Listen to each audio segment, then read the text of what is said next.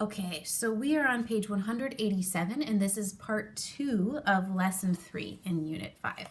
And it's all about elapsed time. So you can imagine the hands moving to tell how much time has passed.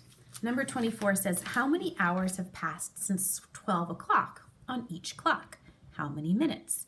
So first of all, looking at this, what time is it?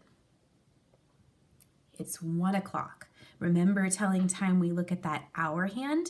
That's the first part of our time, so 1.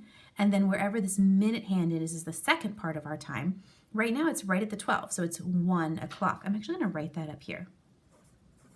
Now, how many hours have passed since 12 o'clock on each clock? Well, 12 o'clock to 1 o'clock is 1 hour. How many minutes? Well, how many minutes are in 1 hour? 60. Okay, how about this? How many hours have passed from 12 o'clock here? So we see it says 3 o'clock on the clock, so that means 3 hours have passed. And then if we had to convert that into minutes, it would be 180 minutes. And the reason I know that is because 60 times 3. Going back to that same conversion chart, I would be able to see, oh yeah, there are 60 minutes in 1 hour, so I just take 60 times 3, and that will get me the 180. Here we have 8 o'clock, so 8 hours have passed. I should have been doing this like that, sorry.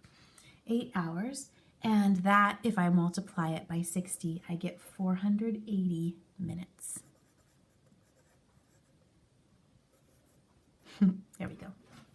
Okay, how many hours and how many minutes does the clock show? Write the time that the clock shows. So here our clocks are getting a little bit more specific.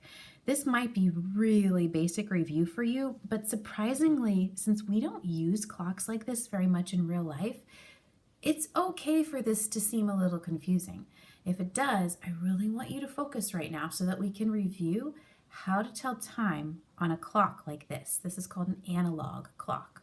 Okay, so pay really close attention if you're not sure what time this says. So we're looking at our hour hand first. Our hour hand is our shorthand. I see that it's pointing right about there. So I know that it's between 2 and 3 o'clock. Since it's between 2 and 3 o'clock, I know that it's 2 something. It's on its way to being 3 o'clock, but it's not 3 o'clock yet. So it's 2 something. Now I see my minute hand. Oh, I'm going to go ahead and write the time down here because I think I'm supposed to. Yep, 2 something. That's how I would write that because I don't know the minutes yet. What about this though? The minute hand is pointing at the 4. What do you think that means? Well, remember that the minute hand starting at the 12, you count 5 minutes every time it gets to a number. So 5, 10, 15, 20. So when the big hand, the minute hand, is at the 4, it is 20. So 2:20. And that would just show 2 hours and 20 minutes on the other part there. Okay, let's try this one. So again, this is something that you should not feel bad if it's tricky for you. But what you really need to make sure is that you practice it because you do need to make sure that you know this going into 5th grade. So let's try to really concentrate. Here we have the hour hand, and I can shade out a little bit to make sure I know exactly where it's pointing, or at least, the general space there. I see that the hour hand is in between 5 and 6. So that means that it's not 5 o'clock anymore. It's on its way to becoming 6 o'clock, but it's not there yet. It's not at 6 yet. So it's 5 something. If you can remember that, that'll get you far telling time. It's 5 something. Okay, here's my minute hand. Again, starting at 12, counting by 5s. 5, 10, 15, 20, 25, 30, 35. And you probably have that memorized, and if not, you will soon. You'll memorize that fairly soon. Noticing that 6 is always at 30, so 30 plus 5 is 35. That's a nice shortcut to help you with that. Here we have another one. So this one they made trickier on purpose. Here's the hour hand. If I go out, I see that it is really close to the 8. Is it at the 8 yet, though? No. if it's hard to tell on some clocks if it is. So you can look at the minute hand. Is the minute hand at o'clock yet? Is it at the 12 to go to the next hour yet? It's not. So I know that this is not going to be 8 something, even though a lot of 4th graders would probably write that down if they were kind of in a hurry. It's not 8 something. It's actually 7 something because it's on its way to being 8, but it's not yet. 7 something. Let's see what that something is. So our minute hand is up here. It's more specific this time. So going from 12,